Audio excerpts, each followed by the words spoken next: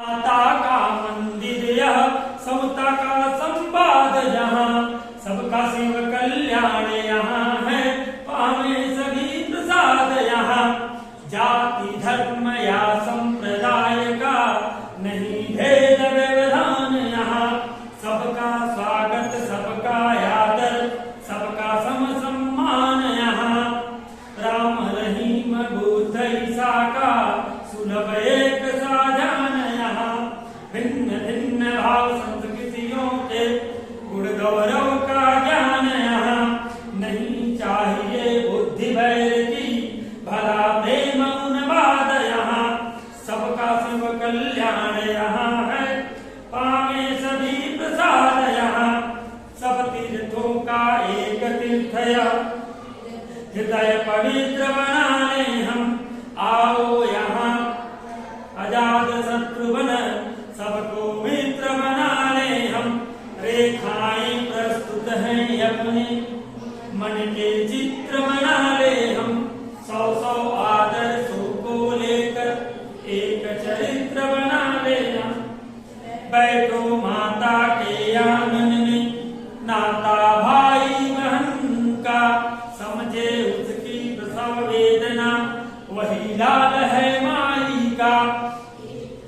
एक साथ मिल बांट लो अपना हर्ष विषाद यहाँ, सबका शिव कल्याण यहाँ है, पावे सभी प्रसाद यहाँ।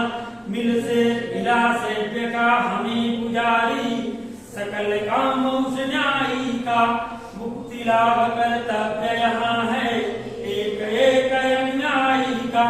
कोटि कोटि कोटि कोटि कंठों से मिलकर उठे एक जयनाद यहाँ, सबका शिव कल्याण यहाँ है, पावे सभी प्रसाद यहाँ।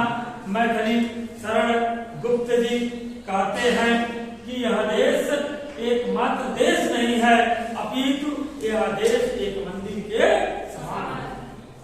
जिस देश के लोग अपने देश को माता के नाम से संबोधित करते हैं, माता के समान पूजते हैं, माता के समान आदरणीय मानते हैं और अपनी श्रद्धा भावना भी अपने देश के प्रति रखते हुए अनन्य प्रेम करते हैं। हम अपने देश से मातृवत स्नेह करते हैं, यह हमारे देश की उत्तमता है और यह इस देश के रहने वाले लोगों की उत्तम संस्कृति का परिचय है। इस देश के लोग अपने देश को माता के समान समझते हैं और माता के समान पूजते भी हैं। कहते हैं कि भारत माता का मंदिर यह, समता का संवाद जहाँ, यह भारत माता का मंदिर है जहां पर सभी का जो संवाद है, अर्थात जो एक दूसरों के द्वारा बातचीत की जाती है, जो बोलियां बोली जाती हैं, उन सभी बोलियों में समानता देखने को मिलती है। अर्थात कहने का मतलब एक आदर्श वक्तव्यों का प्रयोग हमारे देश के सभी नागरिकों के द्वारा कहीं न कहीं किया जाता है। अलग की बात है कि कुछ उन्मादी प्रवृत्ति के व्यक्ति कुछ उन्माद से मस्त होकर के थोड़ा सा एटीट्यूड संबंधित लैंग्वेज बोलने का काम करते हैं, अर्थात घमंड के वशीभूत होकर के उनकी भाषाएं थोड़ा घमंड से निकलती हैं। लेकिन भारत का यदि कोई शिक्षित व्यक्ति है, अच्छे पद पर विद्यमान व्यक्ति है, तो उसके द्वारा हमेशा उत्तम शब्दों का प्रयोग किया जाता है और उत्तम विचारधाराओं का प्रस्तुतिकरण भी किया जाता है। सबका शिव कल्याण यहाँ शब्द आपने सुना होगा, सत्यम शिवम सुंदर। तो यहाँ पर कहते हैं कि सभी लोगों का कल्याण कौन है? शिव है, ठीक है ना? क्योंकि शिव ही सत्य है, शिव ही सुंदर है और शिव ही अंतर्यामी है जो कण कण में जाता है। तो कहते हैं कि सबका शिव कल्याण है, सभी लोगों का कल्याण यहाँ पर शिव के द्वारा होता है, शिव के कृपा से होता है और हम सभी लोग उस शिव को मानते हैं। पावे सभी प्रसाद यहाँ। और भक्ति भावना से ओतप्रोत होते हुए अपने हृदय में भक्ति भावना का संचार करते हुए हम सभी लोग उस शिव की कृपा के प्रसाद को प्राप्त करने का कार्य भी करते हैं।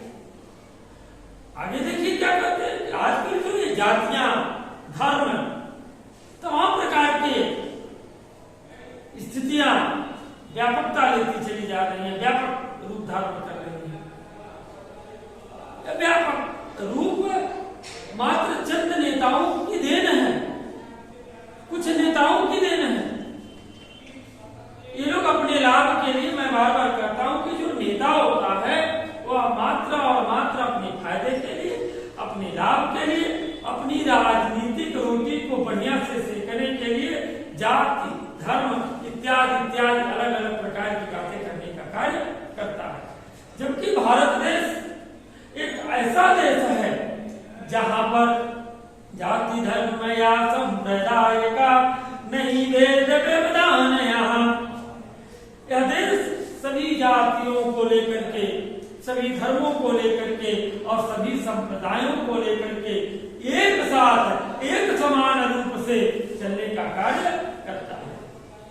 हमारे देश के संविधान में सभी जाति के लोगों के लिए, सभी धर्म के लोगों के लिए, सभी संप्रदाय के लोगों के लिए एक समानता की बात की गई है।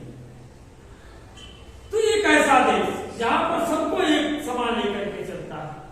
वो तो अलग की बात है कि कुछ नेतागण आ गए तो अल्पसंख्यक, कुछ आ गए तो किसी अनुसूचित, कोई आ गए पिछड़ी, कोई आ गए कुछ। ये मात्र एक तुष्टीकरण की राजनीति है और कुछ नहीं है। ठीक है ना। भारत का संविधान हम सभी लोगों को विभाजित होने की बात नहीं करता है, हम सभी लोगों को एकता के सूत्र में बंधने की बात करता है और एक समान अधिकार से रहने की बात करता है और एक समान अधिकार देने की बात करता है। यह भारत के संविधान की उत्तमता है। कहते हैं कि जाति, धर्म या संप्रदाय का नहीं भेद व्यवधान। यहाँ पर किसी भी जाति, धर्म या संप्रदाय के प्रति भेदभाव और किसी भी प्रकार का व्यवधान नहीं है। सबका स्वागत, सबका आदर, सबका सम्मान। यहाँ पर सबका स्वागत है, सबका आदर है, सबका सम्मान है। और कैसा सम्मान है?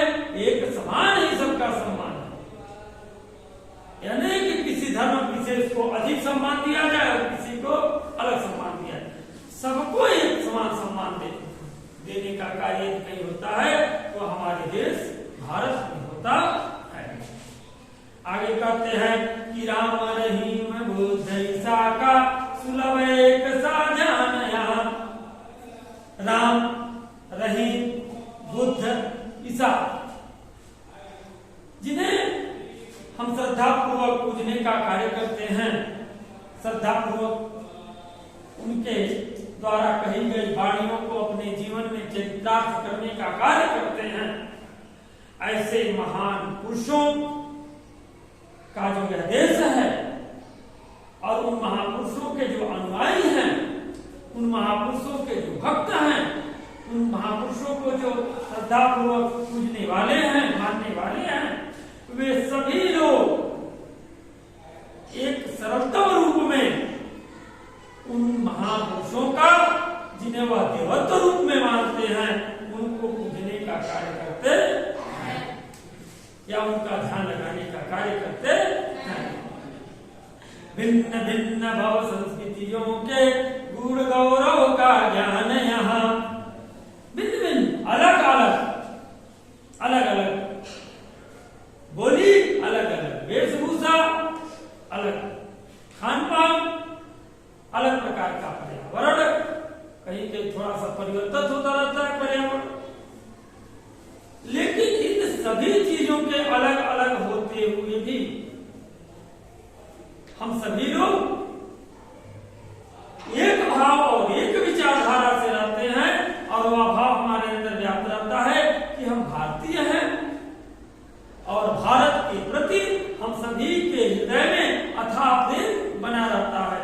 यह हमारे देश भारत की उत्तम संस्कृति का, महान संस्कृति और सभ्यता का परिचय है। ठीक है ना? कि हम सभी लोग अलग अलग संस्कृतियों को मानने वाले, अलग अलग सभ्यताओं को मानने वाले सभी लोग एक बन करके उसकी गुण अर्थात उसकी गौरव गाथा को बनाए रखने का कार्य करते हैं। इसके गुण गौरव गाथा को अपनी मातृभूमि भारत माता के गुण को और उसकी गौरव गाथा को, उसके यशगान को हम सभी लोगों के द्वारा सुरक्षित करके रखा गया है।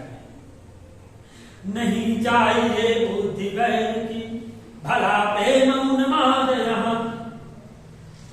कहते मैथिली शरण गुप्त जी कि हमें बैर, आपस में बैर फैलाने वाली, शत्रुता फैलाने वाली, विद्रोह फैलाने वाली बुद्धि नहीं चाहिए।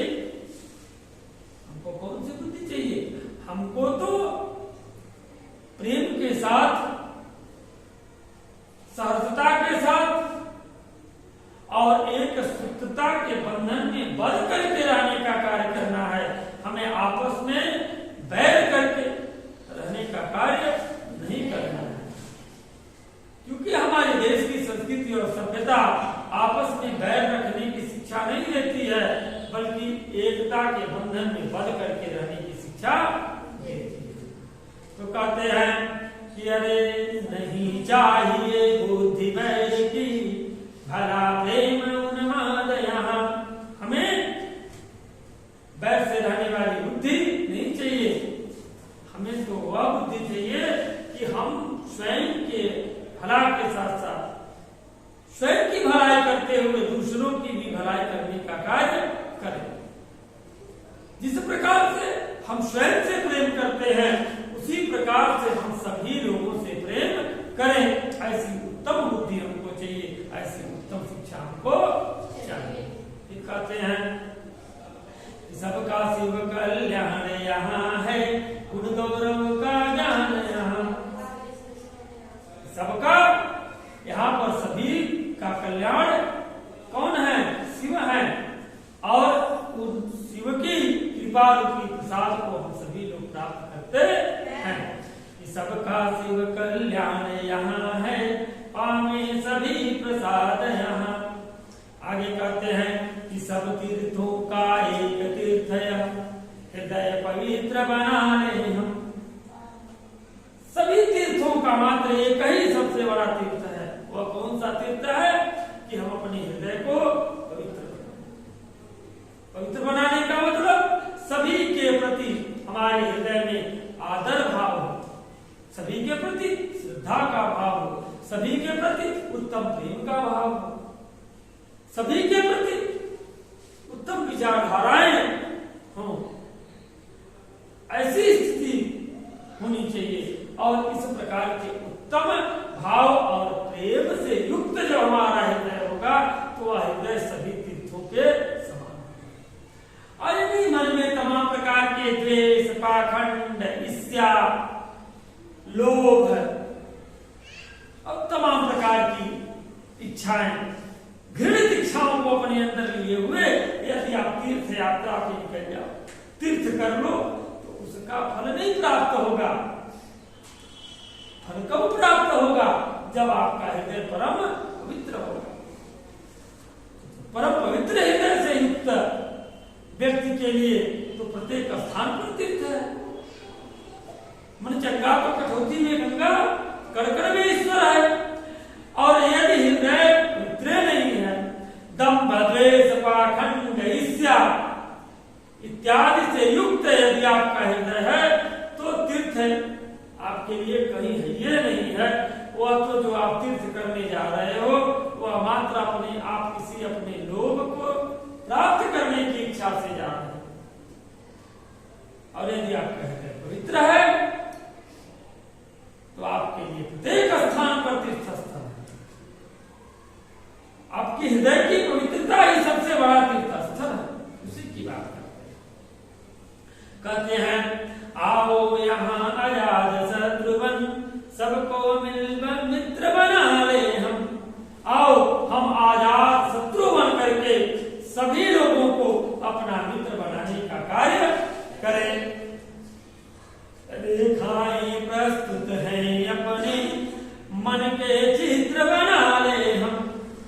बहुत से दृष्टांत अर्थात उदाहरण प्रस्तुत हैं। ऐसे बहुत से महान पुरुष पैदा हुए इस भारत माता की कोख से, जिन्होंने ऐसी ऐसी रेखाएं बनाई हैं कि उन रेखाओं पर हम कभी भी चल सकते हैं और उन रेखाओं पर चलने की आवश्यकता है। कोई अलग से दृष्टांत खोजने की आवश्यकता नहीं है। मात्र उन महापुरुषों के द्वारा खींची गई रेखाओं पर हमें चलना है और उन रेखाओं पर चलते हुए सभी को अपना मित्र समझते हुए जीवन यापन करने का कार्य करना है। रेखाएं प्रस्तुत हैं अपने मन के चित्र बना ले हम। कहते हैं कि रेखाएं खींची हुई हैं, रेखाएं प्रस्तुत हैं, मात्र हमें अपने मन में उन उत्तम भावों का चित्र स्थापित करना है, उत्तम विचारधाराओं को अपने अंदर पल्लवित करना है और उत्तम विचारधाराओं को पल्लवित करते हुए उन्हीं रास्तों पर चलना है तथा 100 आदर्शों को लेकर एक चरित्र बना ले हम। 100 आदर्शों को लेकर एक उत्तम चरित्र को बनाने का कार्य हमको करना है। जैसे जो आदर्शवान पुरुष है, उदाहरण के लिए हम समझाने का कार्य कर रहे हैं, जैसे स्वामी विवेकानंद जी महान आदर्शवान पुरुष, Ishwar Chandra Vidyasagar, Mahatma Gandhi, doctor Bhimrao Ambedkar, doctor APJ Abdul Kalam, Mother Teresa, बहुत से लोग ऐसे हैं। ऐसे महापुरुषों के आदर्शों को अपने मन मंदिर में स्थापित करते हुए हमें एक उत्तम चरित्र का निर्माण करना चाहिए।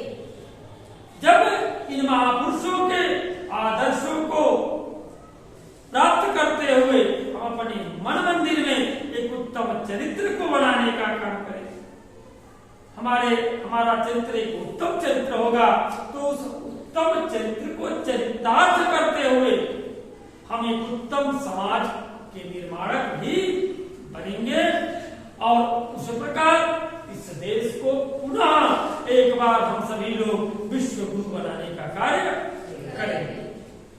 आगे कहते हैं, बैठो माता के आंगन में नाता भाई बहन का।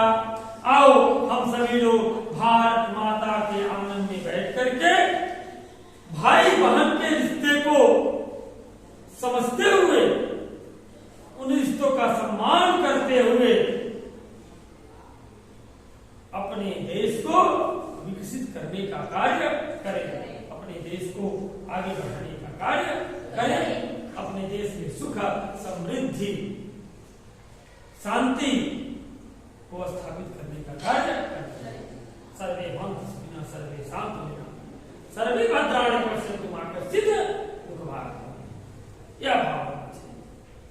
आगे कहते हैं कि समझे उसकी प्रसव वेदना वही लाल है माई का। जो पुत्र अपनी माता की प्रसव पीड़ा को समझता है वही वास्तव में उसका पुत्र होता है।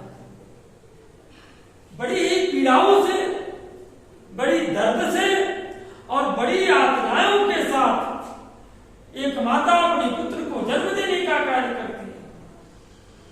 तो जो पुत्र माता की उस भयंकर कष्ट को समझता है वही वास्तव में उसका पुत्र होता है, क्योंकि जो पुत्र अपनी माता की प्रसव पीड़ा को समझता है, प्रसव वेदना को समझता है, वह पुत्र सदैव अपने माता के प्रति आदर्शवान होता है, श्रद्धावान होता है और अपनी माता के प्रति अनुपम भक्ति की भावना भी रखने का कार्य करता है। ठीक है ना? वही पुत्र सबसे महान होता है। कहते हैं, समय एक साथ मिल बांट लो अपना हर्ष विषाद यहाँ। हम सभी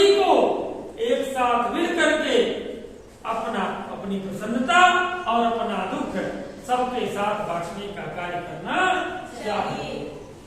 हमें एक साथ मिल करके, एक साथ बैठ करके अपनी खुशियां और अपना दुख दोनों बांट करके रखना चाहिए या बांटते हुए रहना चाहिए। या नहीं कि आज सुख है, थैली में खूब हरी हरी नोट है तो किसी को पहचानो ही मत, और कल इसके लाले पड़ गए तो अरे तुम तो हमारे मित्र हो, ऐसी बात नहीं होनी चाहिए। ठीक है ना? यदि आप सुख बांटोगे तो लोग आपके दुख को भी बांटने के लिए आपके साथ बने रहेंगे, और यदि आप अपना सुख नहीं बांटोगे तो फिर आपका दुख भी बांटने कोई आपके दरवाजे पर नहीं आएगा। ठीक है ना? दुआ है ना, दुख में सुमिरन सब करे, सुख में करे न कोई, जो सुख में सुमिरन करे तो दुख काहे को होए। तो सुख में भी सबका ख्याल करना चाहिए और दुख में सभी के दुखों को अपना दुख समझते हुए बांटने का कार्य करना चाहिए। अरे सबका शिव कल्याण यहाँ है, पाने सभी प्रसाद यहाँ। यहाँ पर सभी का कल्याण शिव है और उस शिव की कृपा रूपी प्रसाद को हम सभी प्राप्त करते हैं। मीरा से का हमें पुजारी, सकल कामों से न्यायी का, मुक्ति लाभ कर्तव्य यहाँ है, एक एक अनुयायी का। कोटि कोटि कंठों से मिलकर उठे एक जयनाद यहाँ, सबका शिव कल्याण यहाँ है, पावे सभी प्रसाद यहाँ। आगे कहते हैं मिला से का हमें पुजारी, सकल कामों से न्यायी का। उस महान न्याय के द्वारा हमें सबका सेवा करने वाला, सबके प्रति से अनन्य सेवा भाव की इच्छा रखने वाला एक महान व्यक्ति इसके रूप में प्राप्त हुआ है, एक महान पुजारी के रूप में। ठीक है ना? ईश्वर के रूप में प्राप्त होता है।